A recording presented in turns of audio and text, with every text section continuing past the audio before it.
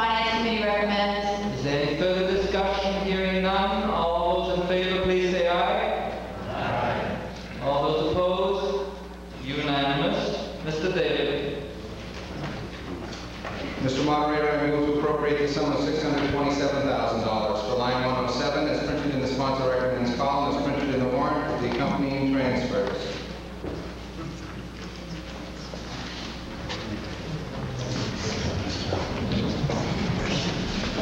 There is a motion that the Finance Committee have a recommendation. Mrs. Holsing. The Finance Committee recommends. Any further discussion? Hearing none. All those in favor, please say aye. Aye. Those opposed? Unanimous. Mr. Daly.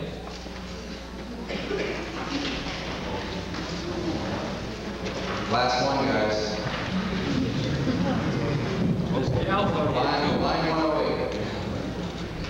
Mr. Moderator, I move to appropriate $543,112 for line 108 as printed in the sponsor recommends column, as printed in the warrant with the accompanying transfers. There is a motion that the Finance Committee have a recommendation. Mrs. Holsing. The Finance Committee recommends. Is there any further discussion? Hearing none. All those in favor, please say aye. Aye. Those opposed? Unanimous. Article 11. Mr. Daly, just a second.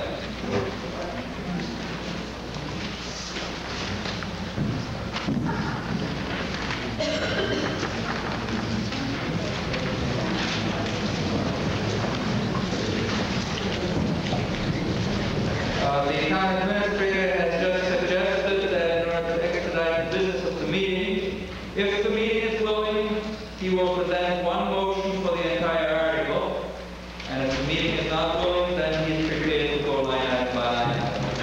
So why don't we try it with a single motion first, and we'll take that back and try it the more conventional way if the meeting does not go wrong.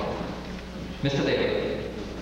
Mr. Moderator, I move to appropriate the sum of $1,129,671 for the purchase and funding of capital items as specified in Article 11, as printed in the warrant. I'll explain it in another second.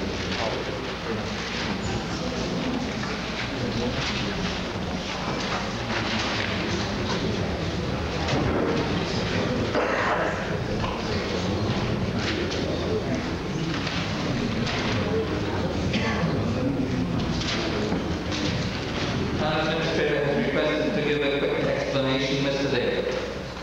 Mr. Moderator, town meeting members, the number that I just read, $1,129,671, is not printed in the warrant because there needs to be a correction made in line or item U, the very last item listed under schools. Instead of $53,000 in the appropriation column, that number should read $74,000. And in the column to the right, the FY93 cost, it should read $4,680. And that changes the appropriation total to $1,129,671. Does the Finance Committee have a recommendation? Mrs. Barker. You've heard the motion and the Finance Committee recommendation. Is there any discussion? Mr. Pasquale. My name is Wally Topic, and I'm going to be making a change in the title on Article 12. But Article 12 is for $50,000, which relates to that line item, Mr. Daly, you can just uniquely change to $74,000.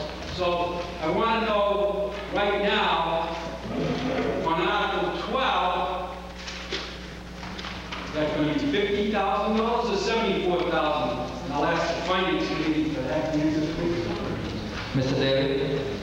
If the appropriation for the for item U in this capital budget, Article 11, is carried, if that passes, then Article 12, there will be a motion to pass over Article 12. The two are synonymous, and there's no point in voting on it twice. Any further discussion? Mr., do you have any follow-up question, Mr. Pasquale? It's really under you. I just have a problem with the title that I'm going to bring up in the next item, because it really should be, as far as I'm concerned, the gas conversion program. And that has nothing to do with the heat conversion. When they go up and tell you what we're going to do with the tanks and you pay attention, it's really going to be gas conversion that we have to do. That's the only thing I have. My question is, I want to see that this gets done. But the question of the 74 versus the 50, I'm still confused about. And I guess in Article 12 still means 50, so I'm going to have to get up and somebody's going to have to say this has to be changed, because it's not going to be automatic. That Article 12 is going to be 50,000. We have to vote on it. Any? Mrs. Olson? Article 12 will be passed over if the capital budget is voted on in its entirety. It was submitted by the school committee, and the selectmen decided to incorporate it within their capital purchase. So it's kind of redundant. If the capital purchase goes through as we just presented it, Article 12 will be passed over.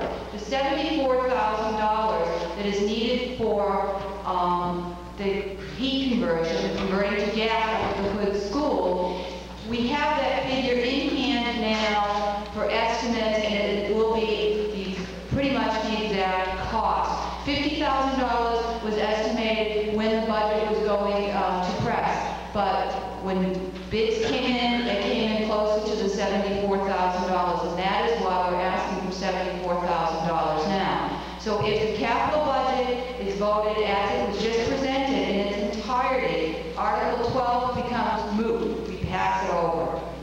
Mr. Pasquale? Mr. Moderator, I just have permission to show one slide. I support the 74,000, but I want the detail for the people to understand what has to be done up there. May I? If it takes less than 5 minutes, it's certainly part of your debate.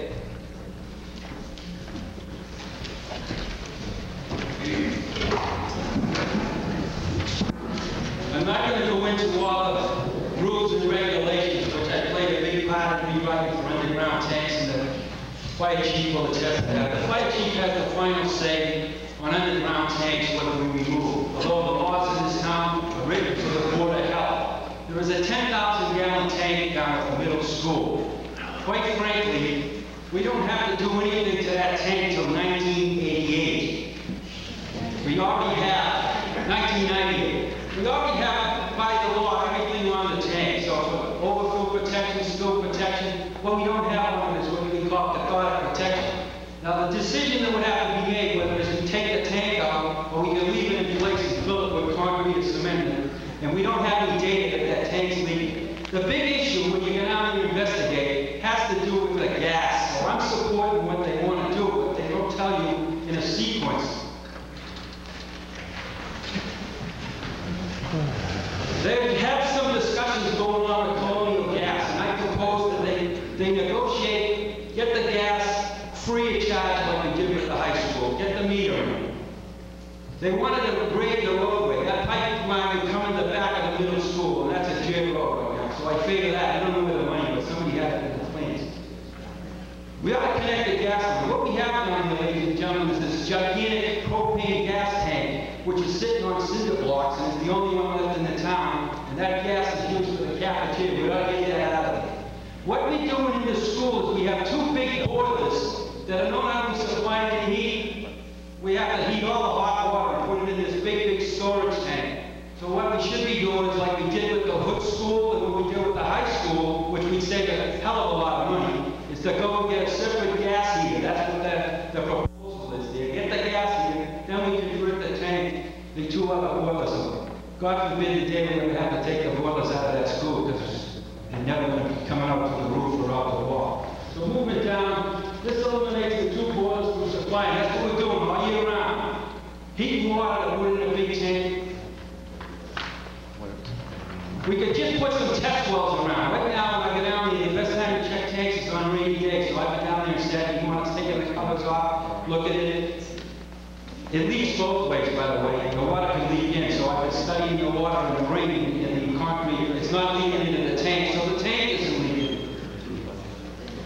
It's a 10,000-gallon tank. If you see the diagram, you see where that is.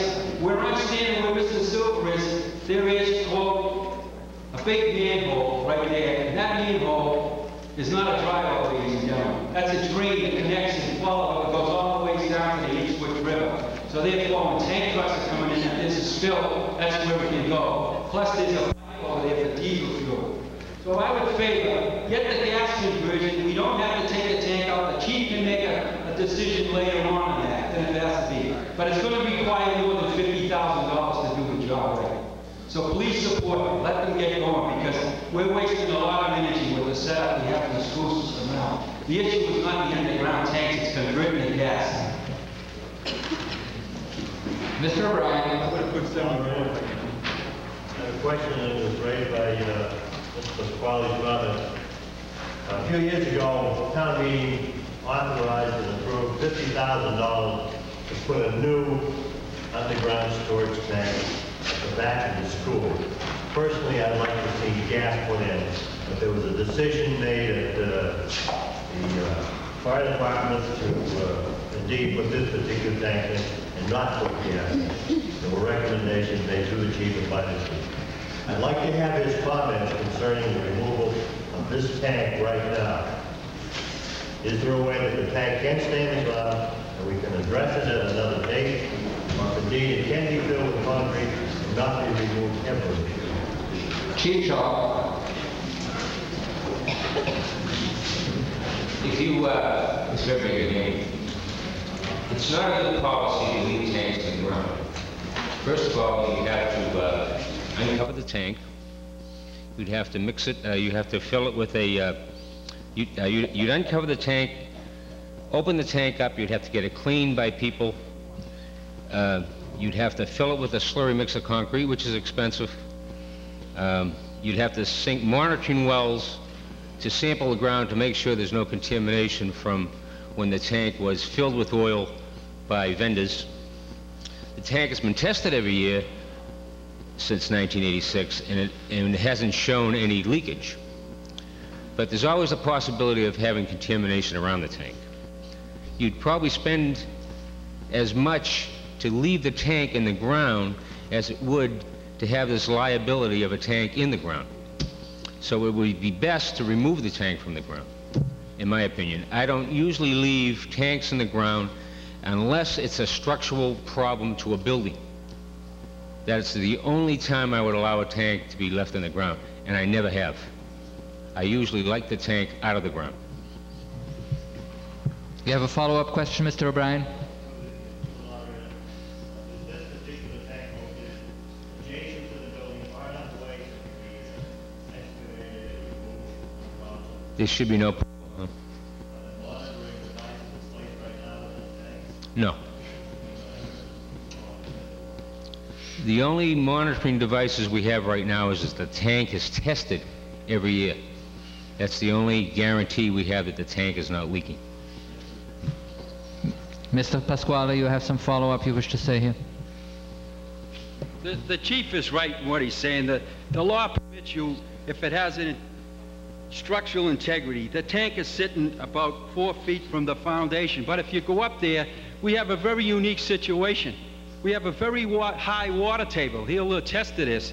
Right there where the tank is. My concern is that you're going to destroy, when you take the tank out, Chief, the whole drain system that's up there. We ought to be worrying about how to get the water. When I went into the boiler room on Saturday morning, you can attest, the water is coming from the ground, pouring into the boiler room. So once we take the tank out, we're going to be creating a hell of a mess there. Gentleman in the rear, please state your name and address, sir. Jim Donahoe, 3 Oak Knoll. Mr. Donahoe. In the $73,000 to take the tank out, does that include any monies in there if you do find contaminated soil? Yes, I believe there's 10 to 15,000. Roger?